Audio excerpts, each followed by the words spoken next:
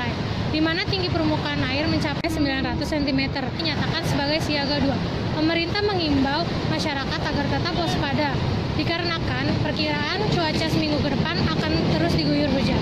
Sekian, Putri Nala Malina melaporkan. Selanjutnya, berita kesehatan.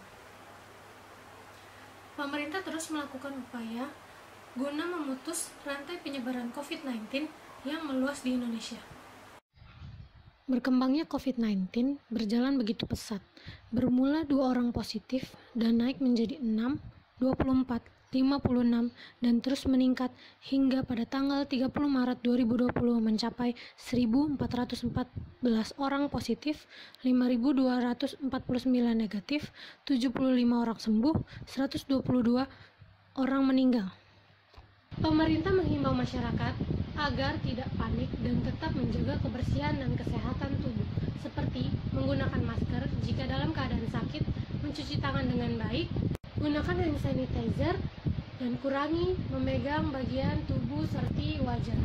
Pemerintah terus melancarkan sosialisasi physical distancing guna menghindari penyebaran yang luas, dan keluarnya surat edaran untuk sekolah, bekerja, dan beribadah di rumah. Serta pemerintah terus melakukan penyemprotan disinfektan di berbagai daerah untuk memutus rantai penyebaran.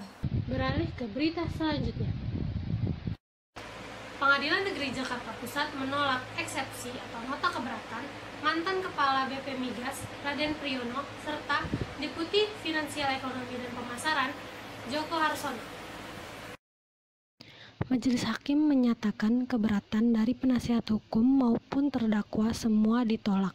Dengan ditolaknya dari keberatan terdakwa dan penasihat hukum, Hakim memutuskan dilanjutkannya pemeriksaan pokok perkara.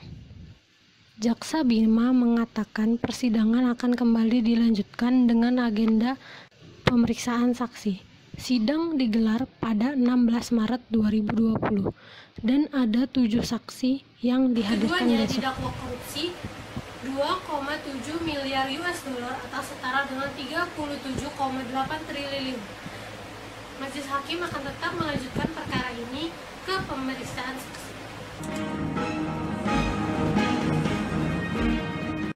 Tawuran siswa SMP di Bekasi yang menewaskan 1 orang terjadi di Underpass Bekasi Timur, Kota Bekasi, pada Kamis 12 Maret. 2 kelompok pelajar SMP itu kemudian saling menyerang. Korban yang berada di lokasi saat itu terkena bacokan senjata tajam berupa celurit dan parang.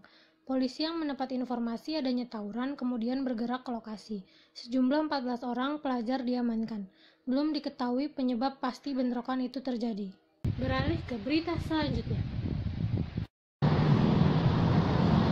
Jika Anda penggemar idol Korea, kali ini saya akan merekomendasikan tempat weekend untuk kalian. Ayo ikutin!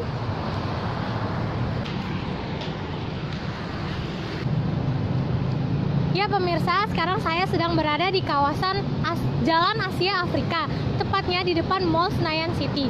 Ada apa nih di dalam? Yuk ikutin terus!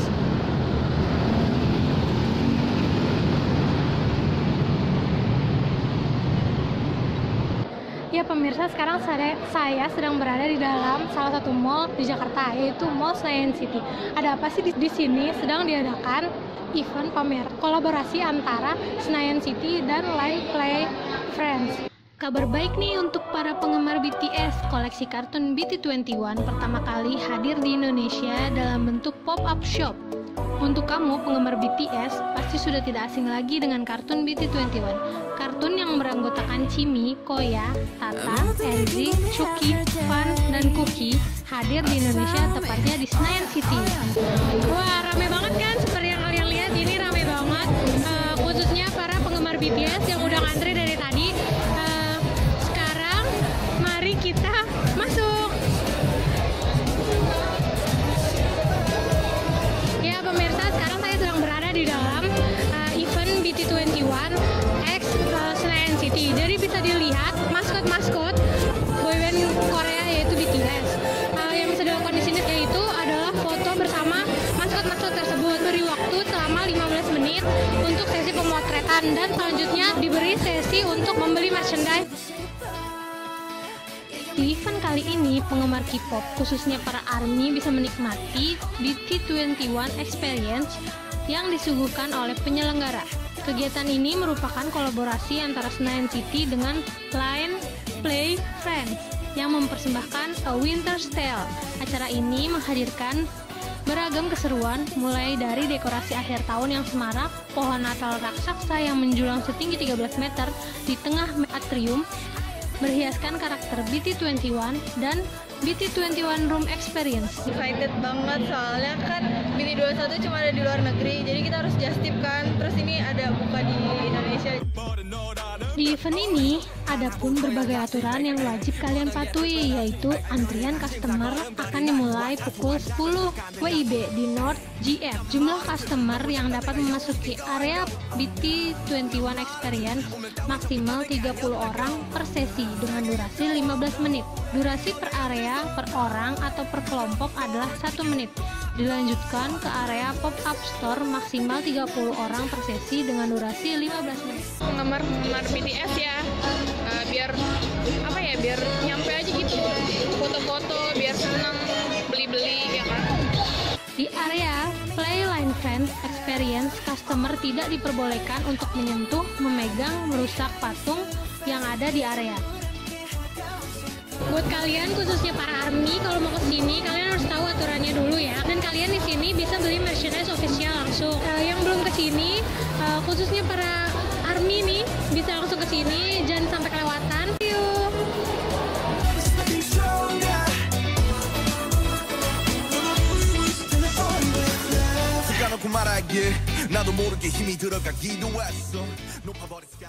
Beralih ke berita selanjutnya. Sepi, sunyi. Bisa dibilang itu yang menggambarkan keadaan yang ada. Tak hanya di lingkup RT 8, namun seluruh RW 2 Menteng Dalam sepi keadaannya. Bukan tak ada kegiatan, bukan juga tak ada kehidupan, tetapi keadaan yang mengharuskan. Tak bisa jalan, tak bisa lewat, tidak boleh keluar. Semua dilakukan karena demi memutus rantai penyebaran. Lingkungan RT 8 melakukan lockdown wilayah. Itu adalah salah satu hal yang dapat dilakukan oleh ketua rukun tetangga yang berupaya untuk menghentikan penyebaran virus corona. Tidak hanya di wilayah RT 8, namun di hampir seluruh kelurahan Menteng Dalam melakukan lockdown wilayah. Lockdownan ini sendiri dilakukan oleh masing-masing pengurus rukun tetangga guna membantu pemerintah dalam mencegah penyebaran. Jadi semua RT yang berada di ruang lingkup RW 02 sepakat buat tutup portal-portal yang tersedia di RW 2 ini. Kira-kira ada 6 portal yang kami tutup. Ada satu yang kami buka untuk akses warga ke pasar beli makan. Itu ada di depan pos RW, biar kelihatan juga yang keluar masuk. Ini adalah salah satu upaya pengurus RW ya, supaya pada diem di rumah dan nggak bawa virus masuk. Ada juga warga RT 8 yang membuat ember buat cuci tangan di depan rumahnya tuh, buat orang-orang cuci tangan. Dalam regulasi di Indonesia, tidak mengenal kata lockdown. Kata yang paling dekat dengan definisi lockdown adalah karantina. Terkait karantina, Indonesia telah mengatur dalam Undang-Undang Nomor 6 Tahun 2018 tentang karantina kesehatan. Karantina adalah pembatasan kegiatan atau pemisahan seseorang yang terpapar penyakit menular sebagaimana ditetapkan dalam peraturan perundang-undangan meskipun belum menunjukkan gejala apapun atau sedang dalam masa inkubasi dan atau permasalahan peti kemas, alat angkut, atau barang apapun yang diduga terkontaminasi dari orang dan atau barang yang mengandung penyebab penyakit atau sumber bahan kontaminasi lainnya untuk mencegah kemungkinan penyebaran ke orang atau barang di sekitar.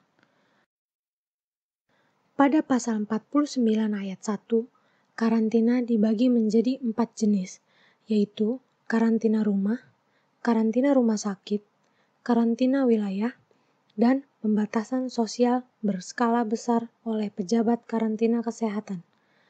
Salah satu yang terjadi di RT 8 adalah karantina wilayah, yaitu pembatasan penduduk dalam suatu wilayah, termasuk wilayah pintu masuk beserta isinya yang diduga terinfeksi penyakit atau terkontaminasi sedemikian rupa untuk mencegah kemungkinan penyebaran penyakit. Dengan melihat perkembangan virus yang menyebar secara cepat, khususnya di wilayah DKI Jakarta, menjadikan para pengurus rukun tetangga harus menerapkan karantina wilayah masing-masing demi menjaga kesehatan seluruh warganya. Ya kalau warga sini sih alhamdulillah pada ngerti kalau virus ini tuh bahaya dan gak main-main. Saya pantau siang sore malam jarang banget yang keluar rumah. Sepi gitu pada di dalam rumah sih. Tapi pasti ada beberapa yang masih keluar yang kerjaan hariannya driver Gojek, Grab gitu. Nah itu kan mereka tetap harus kerja tuh. Karena kalau nggak kerja nggak dapat uang dong.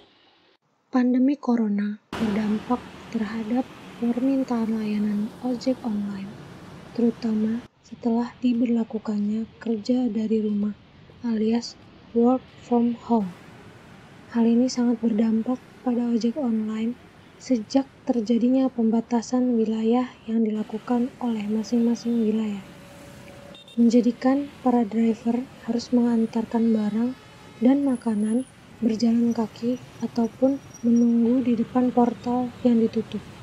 Hal ini menjadikan waktu yang diperlukan bertambah banyak. Gubernur DKI Jakarta, Anies Baswedan, menyampaikan bahwa penerapan pembatasan sosial berskala besar atau PSBB di Jakarta akan mulai berlaku pada Jumat 10 April 2020 sampai Kamis 23 April 2020. Untuk pelaksanaan PSBB itu, Pemprov DKI Jakarta sudah menerbitkan Peraturan Gubernur Nomor 33 Tahun 2020 tentang pelaksanaan pembatasan sosial berskala besar. Pergub tersebut memiliki 28 pasal yang mengatur seluruh kegiatan di ibu kota, baik kegiatan perekonomian, kegiatan sosial, kegiatan budaya, kegiatan keagamaan, dan pendidikan. Selama belajar di rumah sih biasa aja, cuma kadang butuh penjelasan kalau misalkan ada yang nggak ngerti. Terus juga bosen juga kan kalau di rumah, pengen ketemu sama teman. Terus kalau di rumah juga nggak dapet beli jajan, nggak bisa jajan deh. Ya kalau begini keadaannya gimana ya, kita sebagai warga hanya bisa nurut sama PRT. Kalau nggak nurut nanti kita juga yang jadi.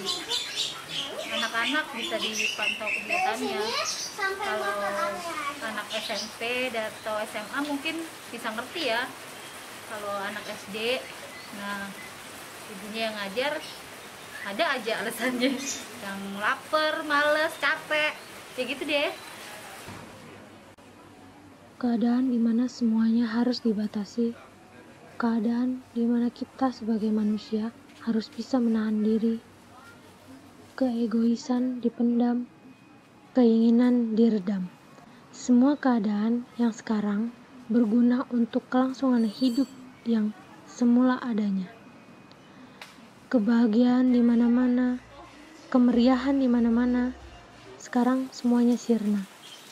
Yang ada hanya himbauan di mana-mana, kecemasan di mana-mana, kebingungan para pekerja harian membanting tulang, para pelajar yang tak mengerti pelajaran, orang tua yang harus ekstra sabar, pengurus rukun tetangga yang menggunakan cara untuk membantu pemerintah. Sebagai warga yang baik, pastinya kita semua harus menaatinya. Bukankah manusia sekarang ingin keadaan ini balik ke sedia kala? Oleh karena itu, gunakanlah masker, bekerja, belajar, serta beribadahlah di rumah. Cuci tangan sesering mungkin selama 20 detik sesuai anjuran yang benar. Hidup bersih mulai sekarang jika ingin terus hidup di masa yang akan datang.